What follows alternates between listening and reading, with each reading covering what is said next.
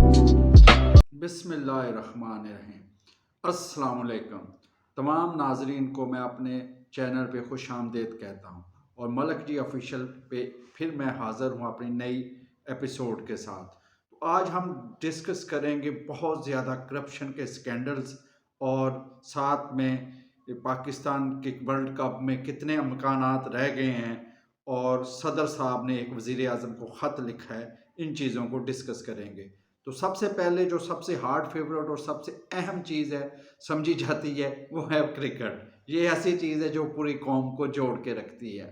تو کرکٹ میں یہ ہے کہ پاکستان کے چانسز اب سیمی فائنل میں جانے کے بہت کم رہ گئے ہیں، کیونکہ پاکستان کے چانسز کا دار و مدار سری لنکا پہ تھا یا بارش پہ تھا۔ تو نہ بارش ہوئی دوستو، اور نہ سری لنکا نے کوئی جان دکھائی، یعنی کہ سری لنکا نے 171 پہ آل آؤٹ ہو گئی ہے ابھی تک۔ نیوزی لینڈ کی بیٹنگ ابھی سٹارٹ ہوئی ہے، لیکن یہی ہے کہ جس طرح کی نیوزی لینڈ کی ٹیم ہے تو یہ، اور جس طرح کی یہ بیٹنگ وکٹ ہے، تو لگتا یہ ہے کہ یہ 30 اوورز میں میچ یہ رنز جو ہیں وہ بن جائیں گے۔ تو جب 30 اوور میں یہ رنز بن جائیں گے تو پھر پاکستان کو انگلینڈ کے خلاف 700 رنز بنانے پڑیں گے، اور انگلینڈ کو 150 پہ آؤٹ کرنا پڑے گا، جو کہ انتہائی مشکل اور ناممکن سی بات ہے۔ اس لیے پاکستان جو ہے اس ورلڈ کپ سے اب باہر ہو چکا ہے۔ اور میں تو ویسے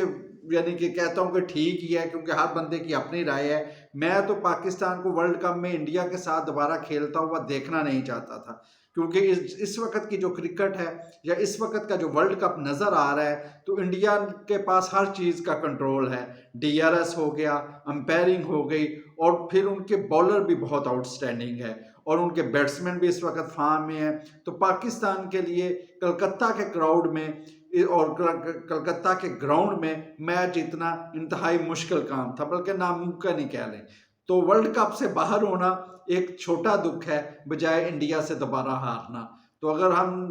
نے انڈیا سے ہی سیمی فائنل کھیلنا تھا تو ہم میرے خیال میں واپس ہی آ جائیں تو بہتر ہے۔ تو اب دیکھتے ہیں کہ ابھی کیا ہوتا ہے۔ مجھے تو یہی ہے کہ ابھی نیوزی لینڈ جو ہے نا وہ انڈیا کے ساتھ سیمی فائنل کھیلے گی، اور ساؤتھ افریقہ جو ہے وہ آسٹریلیا کے ساتھ سیمی فائنل کھیلے گی۔ تو انگلینڈ اور پاکستان جو کہ سیمی فائنل کے لیے فیورٹ سمجھی جاتی تھی، وہ دونوں ٹیمیں آؤٹ ہو گئی ہیں۔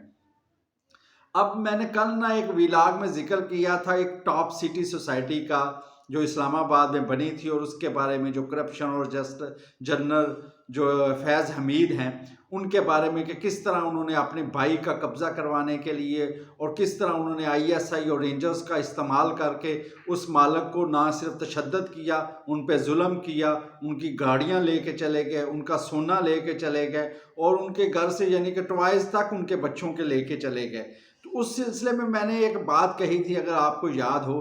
کہ جب بھی یہ جو پراپرٹی والے آدمی ہیں نا، جو پراپرٹی کا کام کرتے ہیں، جو ہاؤسنگ سوسائٹیز بناتے ہیں، تو یہ اتنے معصوم نہیں ہوتے۔ مجھے تو بڑی حیرت ہوئی تھی کہ ہاؤسنگ سوسائٹیز کا کام کرنے والے صابر مٹھو صاحب کو اتنی جلدی کیسے کلین چٹ مل گئی، لیکن مل گئی۔ ایف آئی اے والوں نے شاید بہت زیادہ اچھی تفتیش کی تھی، اور ان کو جناب کلین چٹ مل گئی۔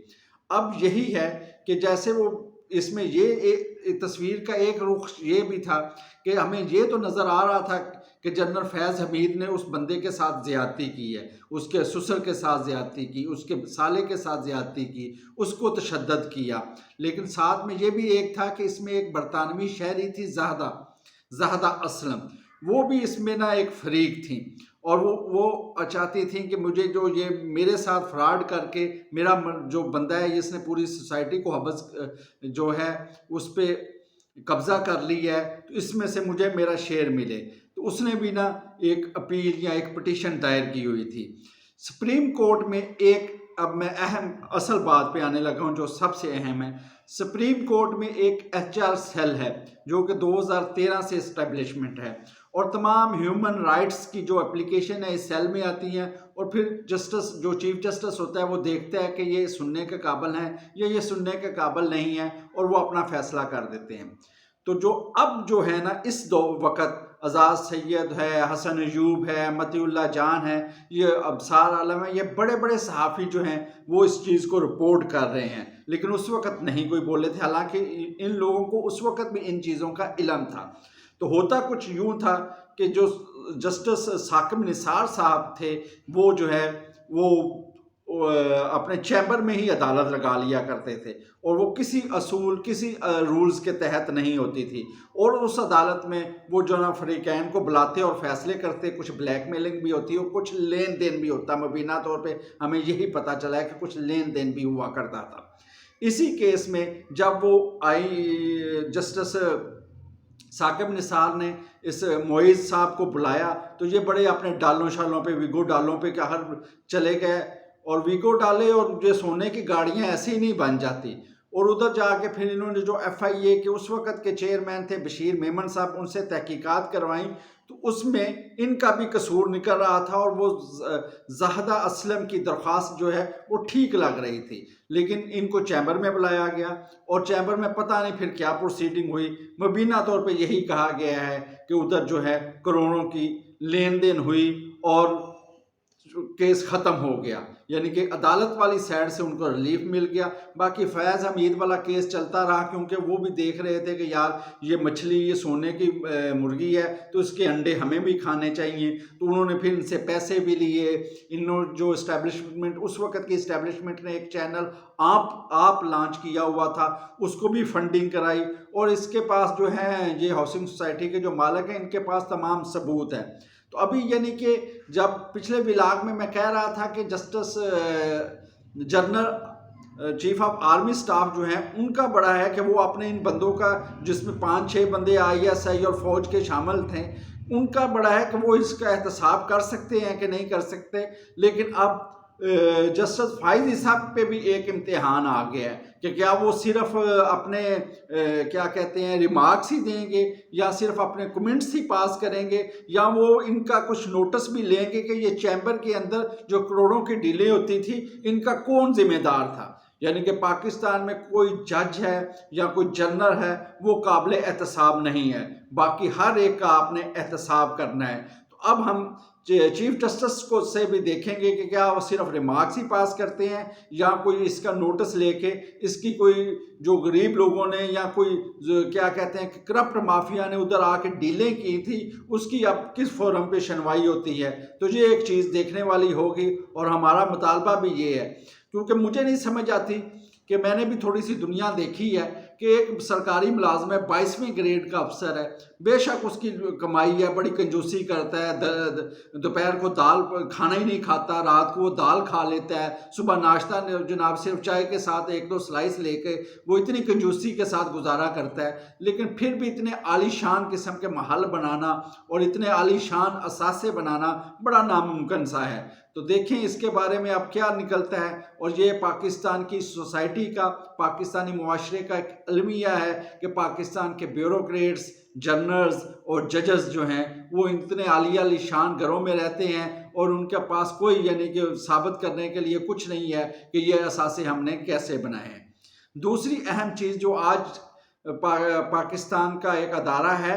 SECP، جس کے ظفر اعجازی صاحب بھی چیئرمین رہے ہیں، اور پچھلے دنوں میں ان کا ایک انٹرویو بھی آیا تھا، تو اس SECP نے کچھ چیزیں بتائی ہیں فرح گوگی کے بارے میں۔ یکدم فرح گوگی جو کہ پس منظر میں تھی اب سامنے آ گئی ہیں، اور ان کے اثاثوں کے بارے میں بتایا گیا کہ کتنے اثاثے بڑے تھے۔ وہ بتاتے ہیں کہ عمران خان کے 3 سالہ دور میں فرح گوگی، جنہیں عمران خان بچی کہا کرتے تھے، وہ اتنی بچی نہیں تھی، وہ یعنی کہ بچی جو تھی وہ اتنی بچی نہیں تھی، اور اس سے کوئی نہیں پچ پایا۔ جو ان کے ظاہری اثاثے 420% اور غیر ظاہری اثاثے 15,300% بڑے ہیں، یعنی کہ 2017 سے 2020 تک 14 ارب 52 کروڑ روپے کے ان کے اثاثہ جات میں اضافہ ہوا ہے، جن میں سے 95 کروڑ کے اثاثے انہوں نے تسلیم کیے ہیں، باقی انہوں نے تسلیم نہیں کیے، لیکن ان کے پاس تمام کمپنیوں کا ریکارڈ ہے کہ ان کے پاس کتنے، اور غیر ظاہری اثاثے تقریباً 3 ارب 82 کروڑ کے بنے ہیں، اور تمام ریکارڈ انہوں نے جنگ اور ایکسپریس نے دونوں نے تمام کمپنیوں کی تفصیل بھی بتائی ہے اس میں کہ کون کون سی کمپنی ہے، کون کون سی کمپنی ان کی کام کر رہی تھی، اور ان کے تمام رشتہ داروں کے تقریباً 102 بینک اکاؤنٹس تھے۔ اور جب انہوں نے وہ ایک 190 ملین پاؤنڈ کی جو ایک ڈیل ہوئی تھی ملک ریاض کی، تو اس کا جو جرمانہ پھر 460 ارب کا سپریم کورٹ کا ہوا تھا، تو اس ڈیل کو یعنی کہ ایڈجسٹ کرنے کے لیے، اس ڈیل کو بنانے کے لیے 240 کنال اراضی فرا گوگی کو ملک ریاض کی طرف سے گفٹ کی گئی تھی۔ اب جنگ اور ایکسپریس جو کہ بڑے نامور اخبارات ہیں اور بڑا ان کا نام ہے، ان دونوں کے بھی اتنی ہمت نہیں ہوئی کہ یہ ملک ریاض کا نام لکھ دیتے۔ انہوں نے صرف پراپرٹی ٹائکون کا ہی نام لکھا ہے، لیکن پراپرٹی ٹائکون جو ہے وہ ملک ریاض صاحب ہی ہیں، جنہوں نے 240 کنال جو ہے زمین فرا گوگی کو دے دی۔ تو اس سے آپ اندازہ لگا لیں کہ پاکستان کو کیسے لوٹا گیا۔ اور یہ صرف فرنٹ مین کے اثاثے ہیں، جو پیچھے بیٹھی ہوئی خاتون تھیں یا جو پیچھے بیٹھے ہوئے لوگ تھے،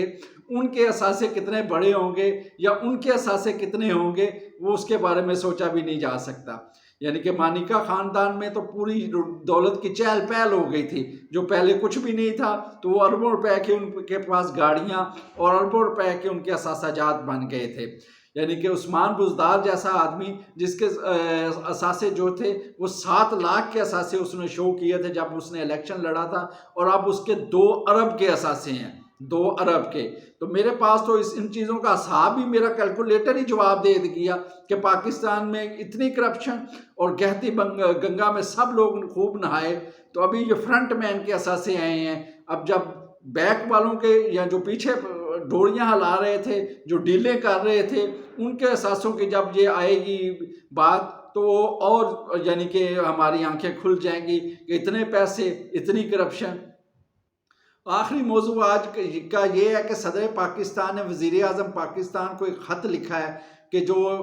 تحریک انصاف ہے اس کو بھی یکساں مواقع دیے جائیں انتخابات لڑنے کے، اور انسانی بنیادی حقوق کا خیال رکھا جائے۔ اب اور حامد خان جو پی ٹی آئی کے وکلا ہیں، انہوں نے کہا ہے کہ یہ صدر صاحب نے نا صرف گنگنا تو مٹی چاڑی ہے، باقی کوئی نہیں، انہیں آرڈر کرنا چاہیے تھا، وہ درخواست کر رہے ہیں۔ تو اب دیکھیں اس کے بارے میں کیا ہوتا ہے۔ باقی پی ٹی آئی والوں نے ایک کمیٹی بنا دی ہے جو کہ تمام پولیٹیکل پارٹی کے ساتھ انگیجمنٹ کرے گی اور ان کے ساتھ اپنا سیاسی تبادلہ خیال کرے گی۔ اب دیکھیں کہ وہ نون لیگ والوں کے پاس بھی جائیں گے تاکہ رول جو ہیں یا وہ سیٹ ہو سکیں اور الیکشن ہو سکے۔ تو آج کے لیے اتنا ہی، اجازت دیجیے، نیکسٹ ولاگ میں آپ سے پھر ملاقات ہوگی۔ تو اگر آپ کو پسند آئے تو کائنڈلی چینل کو سبسکرائب کر دیجیے گا۔ بہت شکریہ، السلام علیکم۔